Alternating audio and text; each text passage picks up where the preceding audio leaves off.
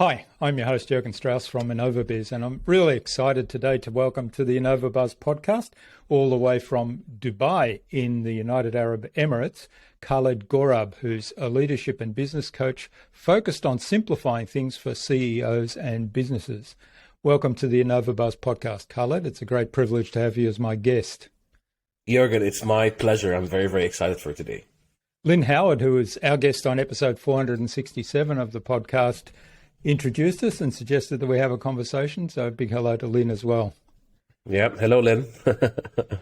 Khaled, you work with global leaders, helping them simplify their business and enable them to create growth that's substantial and sustainable. I really like those two words in combination. And you also have a passion for coaching. So I'm really keen to dig into those topics today. But before we start talking about all things sustainable and substantial growth and coaching, what's the impact you're having in the world today overall?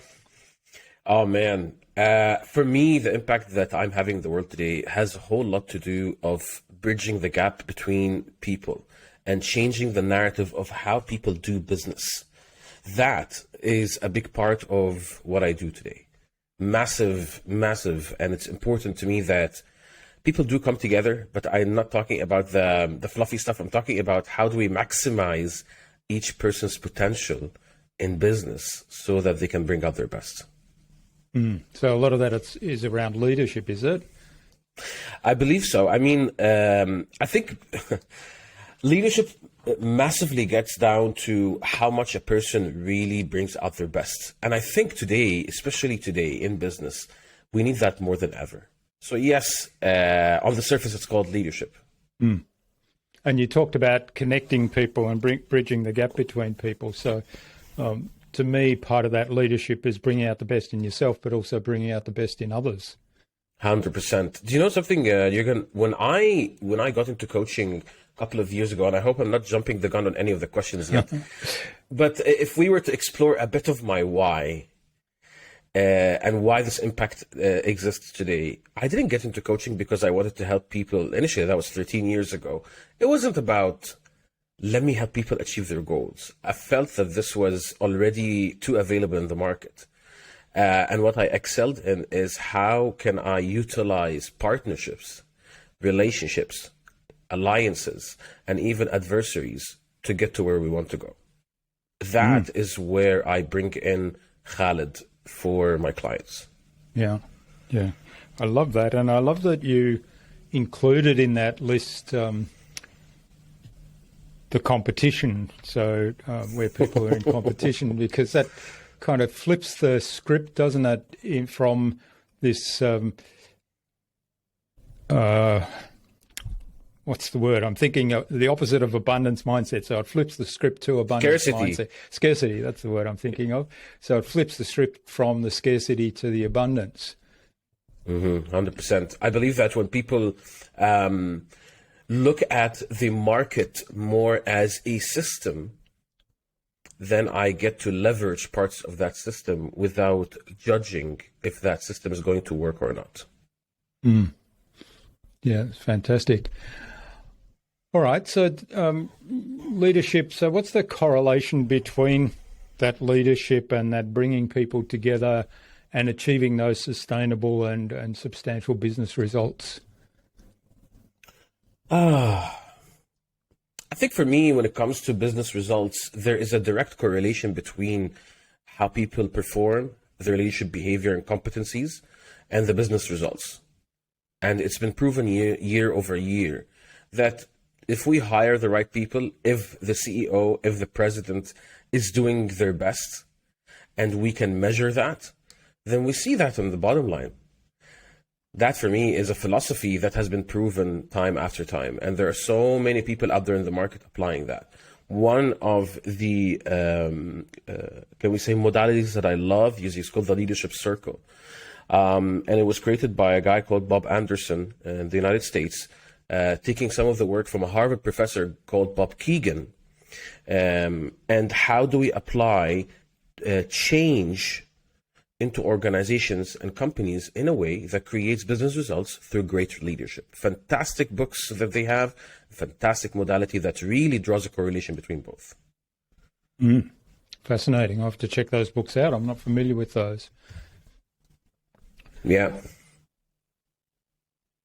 Okay, so one of the things that I hear over and over again, particularly when it comes to investing in companies and doing due diligence in the companies, that people say you look at the leadership of the company and that gives you a lot of insight into whether it's a strong company, whether they have a future, whether it's something worth considering as an investment.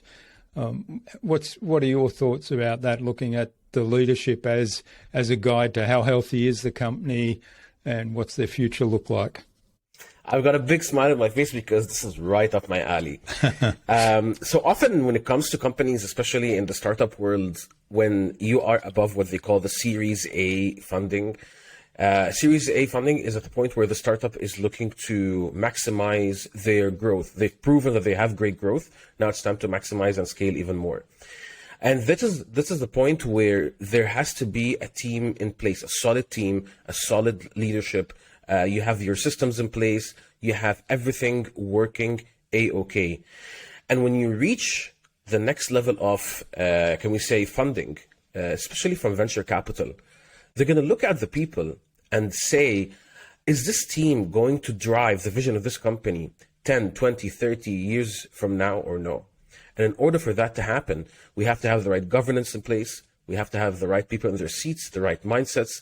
They have to really gel well. So when I come in as a coach and I help these people do that, it's super important that we are okay with the fact that, hey, there are some people that are just not up to it. And there are some people that are doing fantastic. And this is where the fun starts, Jürgen. This is where it really matters. I believe a great leadership in place is going to not only motivate, but bring out the best in people, in the sense that, let's say we have a hot day, a rainy day, a very bad day. How are we going to recover? Because leadership goes back to the art of recovery. And in the world of the startups, there is no time to rest. And there's a big difference between rest and recovery. Recovery is when you fall down and you have the techniques and the practices to get you back up and running very quickly. You don't have time to rest in the world of startups. So when I come in and work with these people, I make sure that we lay the foundation for what it means for these people to actually jumpstart their engines and keep it going as much as possible while bringing sustainable growth and results to the business. And eventually, the investors will have a big smile on their face with a big check. Yeah, that's great. I love the idea of the art of the recovery. And I guess over the past couple of years, that is particularly relevant, isn't it? Where there's been all kinds of challenges thrown at us all across the world, and particularly for many businesses in terms of the COVID pandemic and the resultant lockdowns and restrictions on in-person meetings and so on that have occurred as a result of that. Yeah, and there are some kinds of business owners and CEOs who really saw the pandemic as an opportunity for something to emerge. And this is what it means to really lead from the emerging future. And this is another book by an author called Otto Schammer, Theory U. It helps people kind of download what's happening right now. And from there, they actually sense internally in their organization what needs to show up, how can they innovate, and then from there they utilize that new innovation into maybe improving their product, their people, their services, or maybe serving their customers in a better way. Some of the people that I've worked with over the past couple of years, I've noticed that they really saw things like the pandemic as a great opportunity. Yes, there was fear. Yes, there was, you could say, some kind of anxiety. Are we going to survive in the market or not? But deep down, there was this voice that said, stick around because there's something great going to come out of this. And that's a complete different attitude. That's something that you can teach, but you have to really nurture over time. Yeah, that's certainly, I saw the difference early on where there was a lot of fear and negative talk happening. And then you started to see a few people say, well, here's an opportunity. We can make some changes here that we need to make to sustain our business through this crisis, but it actually opens up some doors of things that we can do going forward once the the pandemic is over, which gives us some additional product services in our toolkit, which will strengthen our business for the future. So do you have any really good examples you could share with us where people have kind of taken that positive approach, said this is actually an opportunity to do something different, and where that's served them really well? So one of my clients is a Q-commerce business in Southeast Asia. And before the pandemic hit, they were just, revving up their business model and everything. Solid team of people who mostly have a banking and finance background. And from my experience, I found that those people usually are great at doing business, but struggle with relationships and partnerships. And that's fine because you really excel in that area of finance and building a business and putting it together. When the pandemic hit, it was very hard for them to kind of visualize how this business is going to run. But in the world of Q-commerce is the fast delivery options that we have today in the market. They found ways, especially with the CEO, great guy. Over time, when we sat together over about two and a half months. Yeah, I think it was 2.5 months. We sat together and eventually we named the great elephant in the room, because we usually call out the bad elephant in the room, but there's another elephant that we don't mention. And they're like, we're really committed to our customers, and everybody shared their deepest why. And to some people, this is really fluffy, but I promise you, man, when you tap into people's true definition of why they're in business, they really don't give up. They want to keep going. And so eventually, after that session, something lit up in everybody, especially in the CEO. And he decided, I'm going to create the fastest Q-commerce approach in Southeast Asia ever. And even when the pandemic hit, they had organic year-on-year growth, simply because the attitude was great and the team stuck together. Now, to some listeners, that sounds a bit nebulous, but I can tell you something for sure. It really doesn't take much to get people to excel in business, because most of these business owners and CEOs and executives know what they're doing. They're there because they know what needs to be done, but they need somebody who kind of creates great clarity and makes sure that everybody's gelled well together, and so they can focus on the inputs of business rather than the outputs of business. And from there, they can drive great growth. So in a nutshell, what really worked was eventually unlocking people's true definition of why they're in business. Number 2, make sure that they are sticking together. Number 3, acknowledge that there is a crisis, but we want to stick around. And number 4, rework a bit of the business model and the mechanics in it with a burning desire to make things as amazing as possible for their customers and eventually have year-on-year growth. So this is the third year now, even though they've been hit by Corona, but they're doing great. That's a great example, and certainly I think it's a really important point to tap into that why, and also make sure that everybody's really clear on their personal why they're part of this business, what their own motivations and what their own aspirations are, and having someone like you come in and dig into that, because a lot of people, you say, well, why are you in business? Well, okay, we're in business to serve our customers. That's kind of a typical answer that you might get. And you say, well, yeah, so is everyone else. What's deeper than that? What's special about you? What's unique about you? And the ability to actually dig into that to the point where people identify what it is that really moves them, that really motivates them, what they're really connected to and passionate about. 100%. And a great question that I can ask some of these people is, why do you wake up in the morning? To some people, the answer might be trivial, like I wake up because I want to go to work, I want to serve my customers, I want to do this. No, but why? Like really, why? Yeah. So I totally resonate, yes, with the idea of starting with why. And you know what, Jürgen? The entrepreneur's life is filled with a lot of uncertainty. And you have to have a level of maybe a spiritual backbone, a psychological backbone, whatever it is that you decide it is, but put in the work of defining what that backbone is, because sometimes you're going to lose touch with what your why is, and you're going to need an anchor to bring you back to it, your support system, internal support system.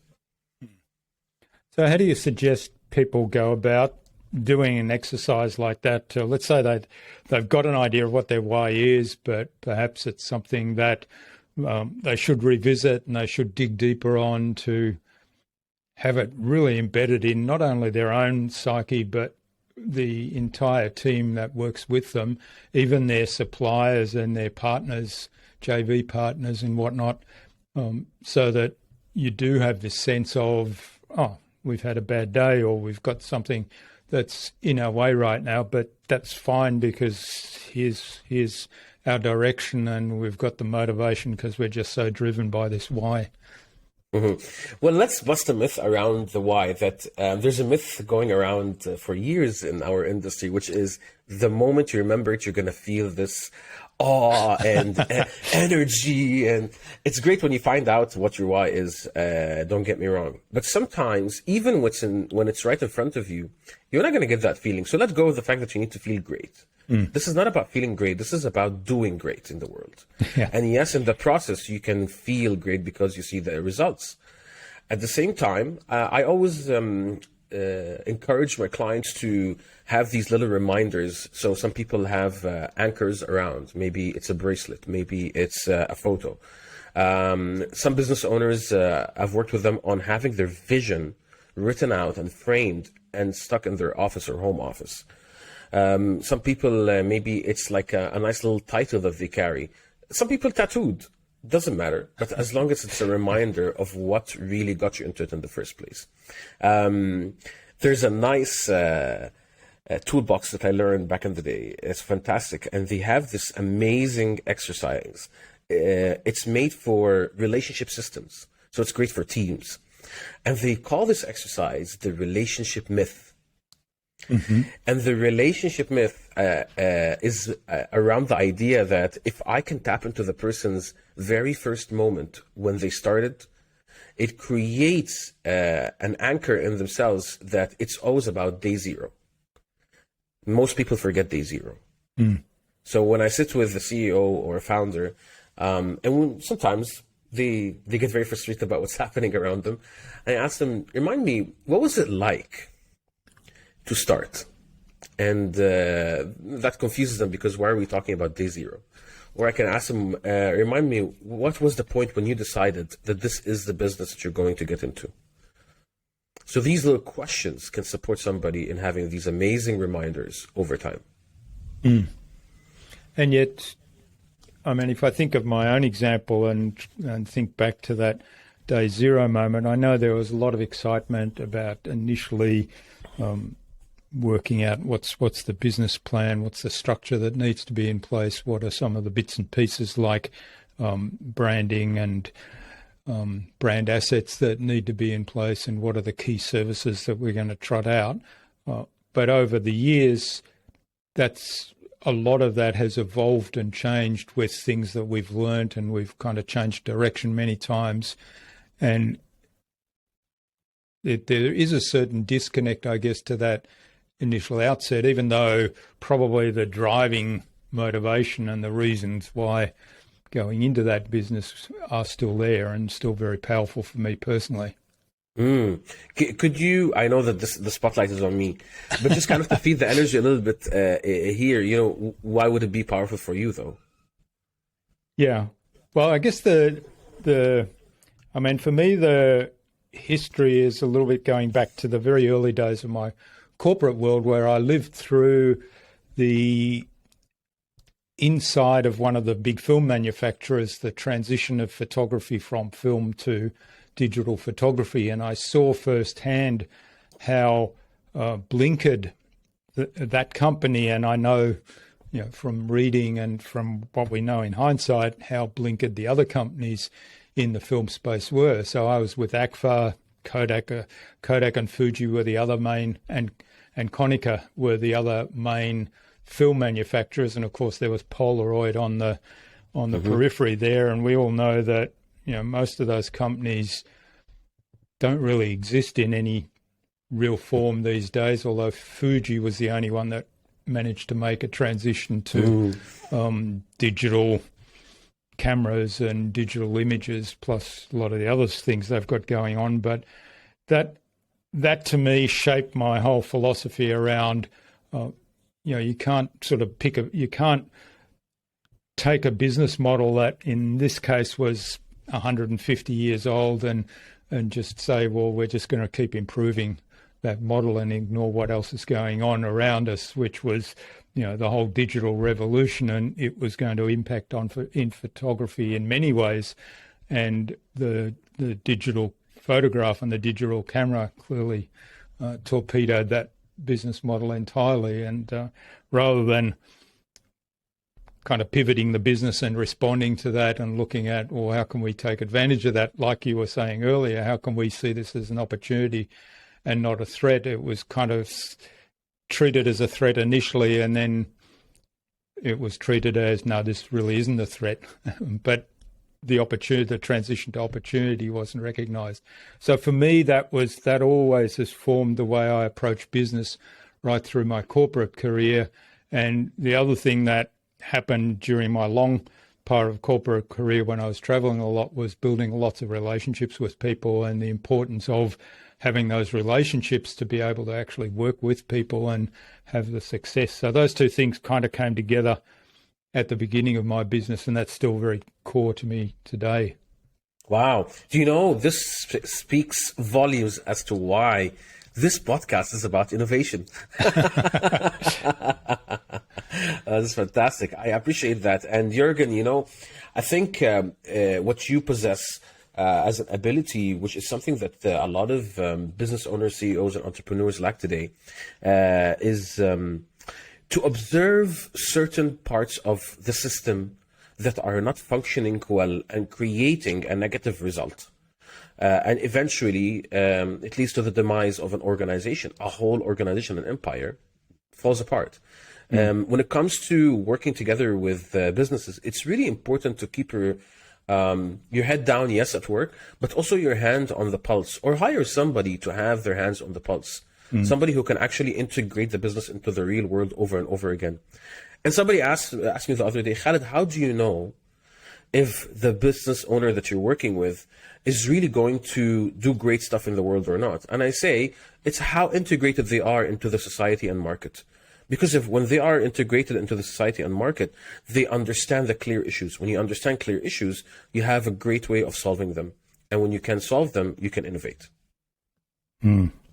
Yeah, that's a really important point. And I think the example that I gave before, certainly there was a big disconnect there. 100%. All right. Now, one thing I know you talk quite a lot about is cultural and emotional intelligence and how that's important in leadership. So let's dig in a little bit more into that and explain to us what you mean by cultural and emotional intelligence. I mean, there's lots of definitions around, but how do you understand that, and how does that play into your idea of a good leader? You know what? One of my recent discoveries about my why is the term culture transfer. I live in a city where there are so many nationalities, and when you enter the workplace, it's very difficult to deal with so many cultures at the same time. People reach this point where they experience something called culture fatigue, which is trying so hard to deal with so many different cultures over and over again that you burn out from just trying to deal with so many different mindsets. And because of that, it's important to realize that it's not about necessarily dealing, it's about transferring culture properly. And that's where true communication comes in. And I'm not talking about, let's do a workshop on communication skills and everything's going to be fine. I'm talking about having a clear understanding of how to communicate in a way that creates the best experience for people and results. So that's the first thing. Second, I learned over time that when it comes to business, it becomes very difficult to really identify what is the people issue. And so these companies hire so many consultants and so many coaches and so many trainers to create these so many different reports, but no true practice is put in place. So when I come in, I don't just do coaching or I don't do training. I create practices, something that sustains the client's growth. And number three, after we have these two in place, what are we going to do to keep this foundation from falling apart? And all of this was driven by what I love, it's called systems thinking. Systems thinking gets you to really see the big picture of how these different moving parts work together. When it comes to culture, it embeds itself into systems in a way that could either make or break the system. As simple as a different kind of hello between people. That could, I don't know, destroy a meeting that potentially could bring a good fortune to the company. So for me, that's kind of my simple philosophy. And when I sit with business owners, I make sure that I can simplify what that means for them. Because these people are out there to multiply. My job as a company is to simplify. When somebody comes in who's a simplifier, what they do over time is ease and pave the way for these people to multiply properly. So I'm not telling people how to multiply. Yeah. I'm actually getting them to multiply properly. Yeah, do it the right way. Removing the barriers and simplifying the systems. Yeah, and I love the idea of the coaching through creating practices that, and I'm guessing just by reading between the lines of what you said, that you probably you probably enable them to co-design those practices as you run the workshop with them, and then 100%. making sure that 100%. framework then stays after you've gone. Yes, 100%. And there's a fantastic book as well. I have so many books. It's called Systems Thinking for Social Change. I'll try and get you the names for your listeners so you can add it into the show description. But there was one particular story that really hit home with me about how to co-design. And they were talking about a farm somewhere, I think it was in the United States. And what they're trying to do is there's a particular insect that keeps eating the crops. So they hired this company, for a certain kind of pesticides, specifically to eliminate that kind of insect. Because the farmers believed if we eliminate this insect, because they're farmers, they know farms very well, that if we eliminate it, our crops will grow better and at a faster rate so that we can sell more of these crops to our suppliers and distributors. Great. They bring in one of the best companies to deal with that. And eventually they eradicate that insect. But here's what happened. After they eradicated that insect, a certain animal that helped in these crops growing, their feces would help would help the crops grow, died because they fed on that insect.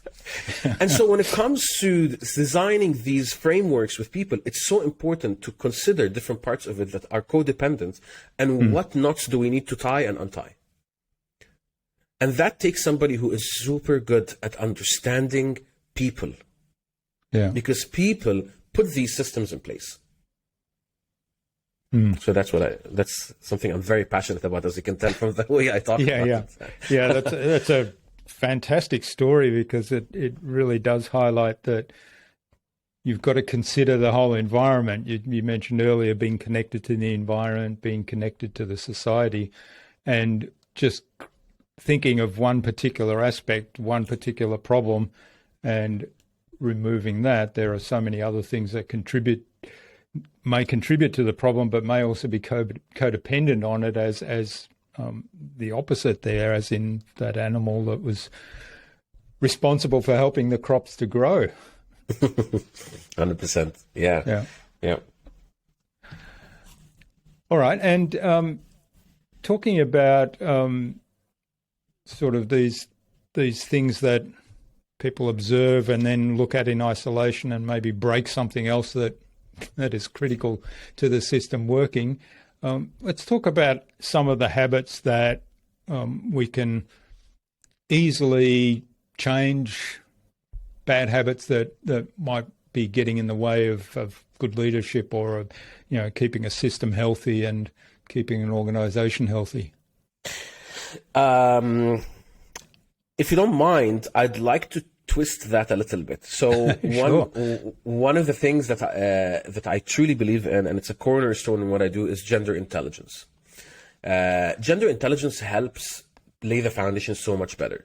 I learned that from Dr. John Gray, the author of Men Are From Mars, Women Are From Venus, and he has a lot of practices that also work well in business.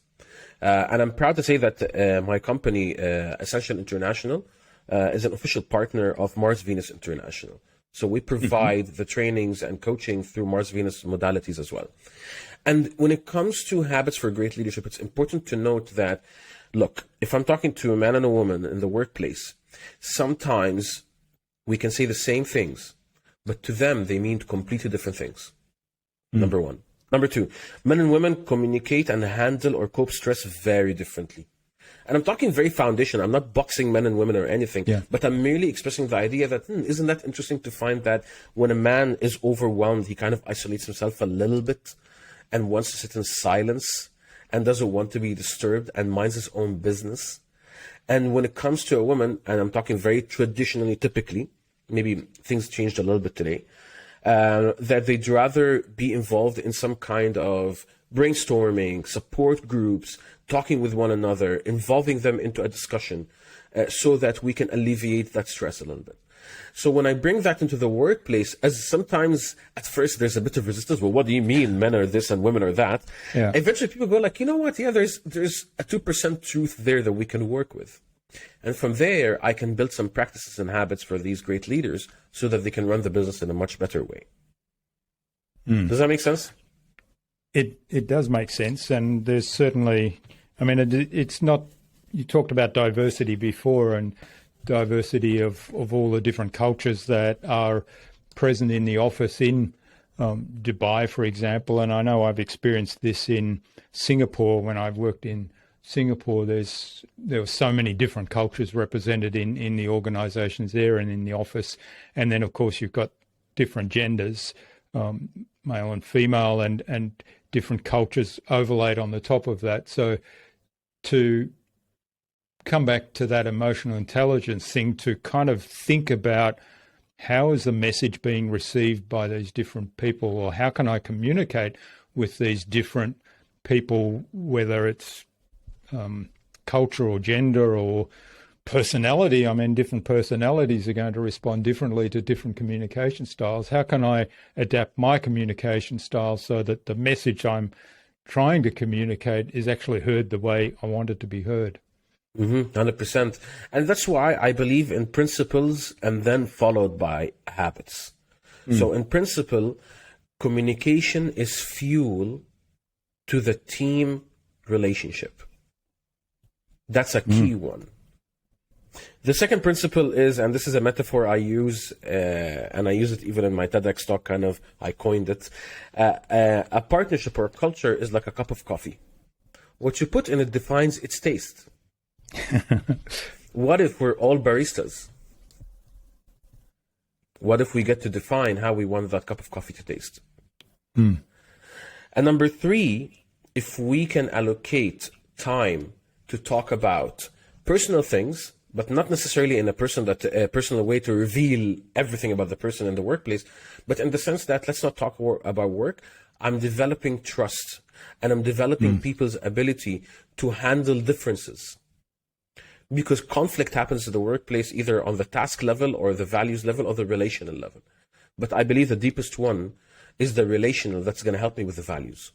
And then eventually I can tell them, if you and your vision are not personal, nobody's going to get a buy-in into it. You can say, I want to be the best, I don't know, car manufacturer, or the best in the fastest delivery or something. That's a nice, logical, rational vision.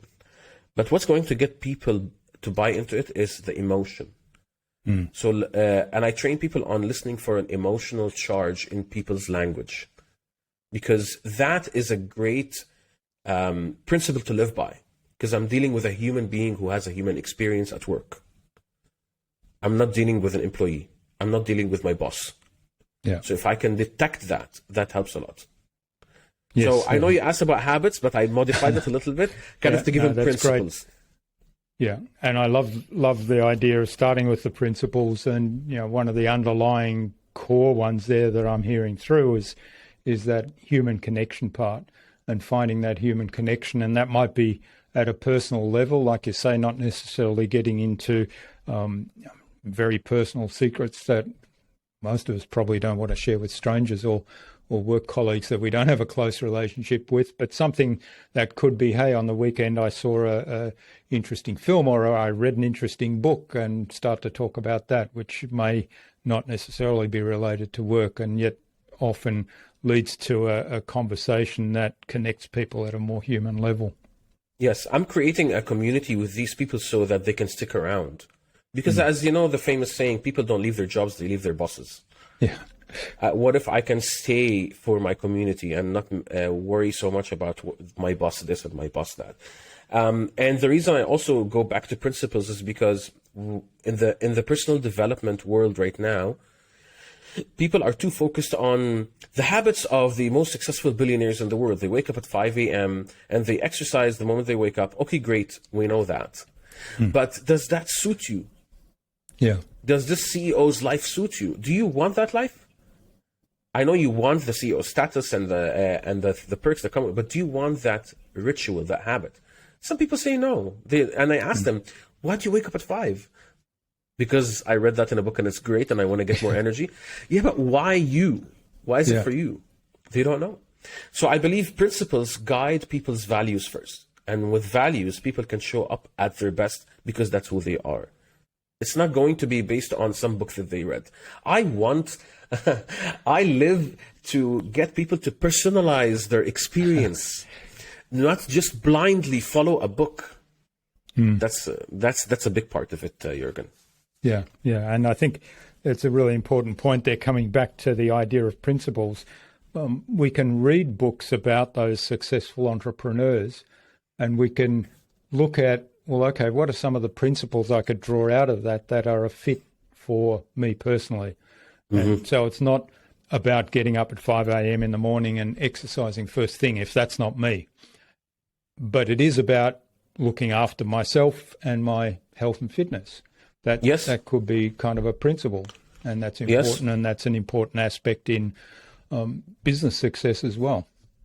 Bob Keegan, the author of Immunity to Change, the book that I mentioned earlier today from Harvard, he said, better you plus better me equals better us. And I was like, look at that simple formula. If we can just break that down and focus on that better me and make it personal to me, personalize it, it's going to work so well in the organizational context. That's fabulous. I think that's a good point to transition now into the buzz, which is our innovation round. And this is the same 5 questions I ask of every guest. So I've got 5 questions that the idea is that you'll give us some insightful insights, some valuable insights that drive our listener to action today that really makes a difference. Let's go. Are you ready? What's the number one thing anyone needs to do to be more innovative? Listen, and listen. Yeah. And happy to elaborate if you'd like me to. Yeah, absolutely. Oh, man, look, listening is one of those things that we're taught about. We don't really perform properly. If you can listen to what's happening in your organization, add that to what's happening in the external environment, whether it's the market, it's the world, you will come up with a great idea that could support the growth of your products or services or customers. And when you listen in a way that you can understand what's happening between the lines or behind the scenes, you have unlocked level 5 listening. And I'm just adding a random arbitrary number. For the idea, it's advanced. So just listen. Take the time to listen.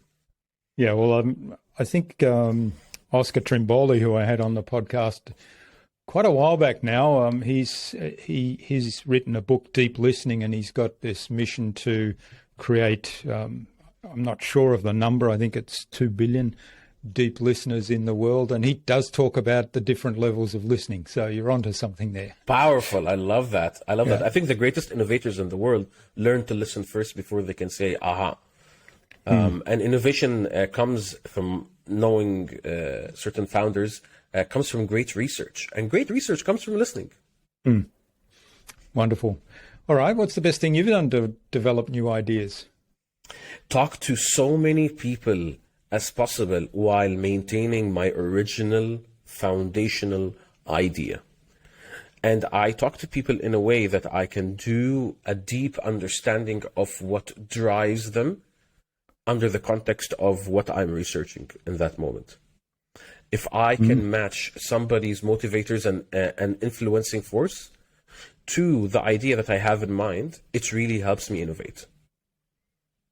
Yeah, I really like that. And so how do you kind of keep that foundational idea alive if you're getting feedback that says, I'm not really sure about that.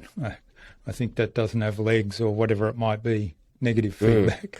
There's a principle in systems thinking, which is all voices are important and need to be heard. And bearing that in mind helps me really fine-tune my questions and my ability to sit there and merely absorb what's being said without taking it personally. Because it's a voice in this grand scheme of things. And that voice has opinions, has a position it takes. I have my own position. So I think, you know what? I just neutralize the idea that this person is better than me, or is less than me, or whatever it is. I just neutralize the idea in my mind. It's just a voice. This is a voice, and it's talking. It's like television. It's like Netflix. I'm watching a movie. While I might emote in that moment to maybe a tragic or happy scene, but at the end of the day, I walk out of that movie saying, wow, that was a good movie. I don't say, well, let me become Tom Cruise right now in Mission Impossible. Yeah, that's a good metaphor. And I guess it's sort of leaving your ego at the door. 100%. I truly believe in that. Yeah. 100%, yes. All right. What's a favorite resource you use most often?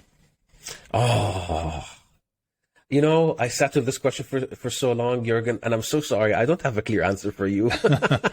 But what I can tell you for sure is, I think it's a value of mine, which is curiosity. And I think I developed that as a child. I was known growing up for somebody who loves to resolve conflict within the family. I'm talking about a 5-year-old. I was known for somebody who was just deeply inquisitive and curious about what's happening around the world. Why is this person happy while this person is sad? A simple childlike curiosity. I think that's a great resource, and it opens up the mind to a better style of freedom in this world. I think freedom based on trauma and hurt and issues that are around me that I have not resolved will create a desire for freedom that hurts me and others in the process. And in the workplace, that can really be detrimental to the overall productivity and growth of the organization. But when I come from the space of I'm curious, like you said a moment ago, I become as egoless as possible. I'm not trying to defend myself because there's no attack here. I'm just trying to understand. So that for me is my resource. Yeah, and I guess most people, I think, at the age of 2, probably, because that's the time when the kids are asking why all the time, have that inborn curiosity, and yet it's often trained out of us because as parents we get fed up with the 2-year-old saying why ad infinitum, and you've given every answer you can possibly think of, and they're still digging deeper and saying why. And also the whole school system is skewed to you've got to learn facts and then regurgitate facts, and the idea of curiosity is not really that well encouraged. In fact, I think it's suppressed. So how did you maintain that curiosity throughout those years? I saw the results it got me over time. It created better connection. Because my story is, I grew up in a home that was, could you say, at times very chaotic, some challenges at home. And that was part of my upbringing. But eventually, as somebody who just was part of it, I became a great observer. Eventually, people became my books. And I noticed that my silence created clarity. And when I had clarity, I was able to inject that clarity into the system and create a result. And I was like, that's an interesting process here. And I kept repeating that process over and over again until I finally got to a place where this is my key skill that I can bring true change and impact into the world. And then eventually when I got coach trained, they teach you exactly how to do that, and they hone it in. Wow. So I can tell you for that purpose, that's why I'm very, very just a curious person. But I just want to put the disclaimer out there, because this might make me sound like an angel. I am not. There are times where, as a human being, I judge, and then I catch myself and I say, that was not nice. And then I can just recover. So, just me. And sometimes it's good to turn that curiosity on oneself when that happens, isn't it? And say, I'm curious, why did I respond in that way? Even though that's not... Do you mind if I share a story, Jürgen, about that? I just came up with a story. So there was one time here in Dubai, I was trying to catch a cab at Dubai Mall, very busy time on the weekends and everything. And there was this guy just happens to be before me, standing before me. And a taxi eventually arrives. We both hailed the taxi and he was standing behind me. But I kind of sensed that he was obviously eager to catch that particular taxi before me. And I found him to be defensive. And he ran to the taxi and almost pushed me with his shoulder to get into the taxi. And then bad news was the taxi said, sorry, I'm here because somebody called me to pick up somebody. So we just stood both of us there, and there was this tension in the air. Here's where curiosity kicked in, the proper curiosity. I asked myself, what could I have done to make this person feel like I was a threat to him getting that taxi? And I think for me personally, I was impressed by that question because I really took ownership of whatever I created in that moment with that person. And I went up to him and I simply said, I'm sorry if I made you feel like I was going to take that taxi. You were here first. And his guard just immediately went down. And he said, you know what? When I saw you just wave for that taxi to come in, I thought I lost my opportunity because I've been here for half an hour. And as simple, as trivial that story is, but what I'm trying to create in this moment is a change in the narrative of how people behave with one another. Yeah. That to me is incredibly important because at some point this person is going to go back to his environment, whatever it is, and he's going to say, people are going to around him and say, oh, these people at Dubai Mall, they're so disrespectful, they do this and they take away your opportunity of a taxi. And then he's going to raise his hand and say, but I met this one person. That is a change in narrative. Yeah. That to me is super important. Yeah, that's great. And also it allowed you to find out a little bit more about his situation, right? Which had you not made that contact and been curious about your own reaction and your own behavior, that how that impacted on the other person, had you not been curious about that and initiated that conversation, you wouldn't have found out that he's been waiting there for half an hour. And I guess we all can feel that, yes, that would be really frustrating. 100%. All right. What's the best way to keep a client on track? Ooh. Jürgen, this question. Okay, so one of my favorite approaches is gentle accountability. Accountability has gotten a bad rep over the years that it has to be harsh. But gentle accountability for the people who are high achievers, at least this is part of the people that I work with, it has worked well and done wonders. Because high achievers can be very harsh on themselves. My role is not to be a nice coach. My role is to help them get the result. And one of the ways I've experimented over the years with that worked is gentle accountability. It's really a gentle nudge to what happened there. Yeah. And when they can feel somebody else being compassionate, they eventually learn to do the same with themselves, and eventually their productivity improves because they realize, hey, it's not about the outcome, it's about progress. Let's look at progress. And second, if it's measurable, there's progress. If it's not measurable, it's not coachable. So for me, that helps with accountability big time. I love data. So the data is important. Yeah, and that's certainly very valuable to see. And I like the idea of measuring, but taking the approach of, if there's progress, then you've moved forward. And often we don't take the time to recognize progress we've made, but we're really harsh when we miss say, a goal or a deadline or something, and we really beat up on ourselves. And yet Yes. we may have come a long way. Yes, yes. And I believe that a person who's come a very long way needs to be reminded of how far they've come. And I'm not talking about, look at how far you've come. No, let's be specific. Look at what happened in the past week. So on Sunday you did this, on Monday you did this, and this is what happened. And somehow they sit there quietly and they go like, yeah, I have come a long way. That acknowledgement creates something internally in them to keep going.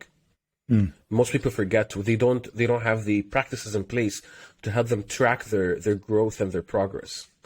And a great coach is fantastic at three things: clarity, planning, accountability. If a coach does these three things, that's a great coach. All that stuff about a coach is helping you solve and remove the obstacles. No, a coach helps people get what they want. And how do they do that? Clarity, planning, accountability. It's that simple. So for me, that's what I swear by. Oh, I can see why you're known as the Simplifier. Yeah, thank you. All right. Finally, in the buzz round, what's the number one thing anyone can do to differentiate themselves? Oh man, just go on a journey searching for why the F are you in this world? And I mean that very honestly, because we live in a world that's not linear, or as linear as it was. And with the world changing so frequently, you're going to stumble upon so many different issues, obstacles. But the better you know yourself, the better you navigate this world, the better you are able to plug yourself into any opportunity and even detect opportunities before they happen. Be the kind of person who's so clear on who they are that you can simply sit down and see with clear vision what is happening around you so that you can get the foresight that you deserve. It's not about, let me untangle my issues. That's, therapy and stuff like that. I'm talking about looking into who you are today and what you want. Let's get you there. But just why are you here? Why were you created? What, if God had a philosophy about putting together, molding you together into a person, into this world, and I call him God, some people call it the universe, whatever you want to call them. What was that philosophy? What was the intention behind putting you on this earth? I think I'm just putting out questions for people to just consider. Oh, these are very grand questions, existential questions. I entertain that with people because that is where your backbone is going to come from in this world. Yeah, I love it. And it comes back to what we were talking about earlier, also digging into why you're doing what you're doing. And that becomes a lot easier to define when you have that self-awareness of this is my mission, this is what I want to do, this is what lights me up. Yes, 100%. And today, Jürgen, there are so many different styles of how people can express that. And to wrap this up, I can tell you, this kind of work works for different kinds of people. So there are some people who really want that harmony in their organizations. There are people that say, Khaled, I hire these people because I want them to get the job done. Whatever it is, at the end of the day, if you know your backbone, you're going to exist better in these environments. Fantastic. All right. Well, thanks, Khaled. This has been really fabulous. Now, where can people find out more about you and get in touch, maybe reach out and say thanks for what you've shared today? Yeah, no, my pleasure. And if I can offer something to your listeners, would that be okay? Yeah, sure. If any of the business owners who are listening to this and got any piece of value or found one of the principles aligned to them, if you reach out to me or to Jürgen and you want to reach out to me, just mentioning that you listen to the podcast, I'm happy to give you a complimentary evaluation of your business, where it's at and where it's going. Wonderful. That's very generous. Thanks, Khaled. All right. Finally, as we wrap it up, do you have some parting advice for our listener? Keep listening to InnovaBuzz podcast. Yeah, I like that. And number two, keep on learning, keep on searching. I think that is the true meaning of life today. Keep the curiosity alive. Yep. Yes. All right. Finally, who else should I get on the show and why? Oh, I actually have two people in mind. I'm not sure if I'm allowed to mention two people. Sure. But for starters, there is a good friend of mine. His name is Sridhar, V. Sridhar. He is a true inspiration. This person, if I can say, has been to hell and back in business. Somebody who lost so much and made so much back. And another person is a fantastic sports investor that I'd like you to have on the show at some point. Mm-hmm. So I'll happily connect you to both of them. Excellent. All right. Well, we'll get in touch with both of those people and invite them on the show, begin that conversation. So I'm really looking forward to that. It would be my pleasure. So thanks so much for your time and your insights. And this conversation has been real fun. I really enjoyed it, Khaled. And there's so much there in terms of really digging into your why and really finding out, what is it that you feel compelled to do in your life and really getting in touch with that. My pleasure. My pleasure, Jürgen. I loved your questions. I love your presence. And this was a fantastic one for me as well. All right. Thanks. Please do stay in touch.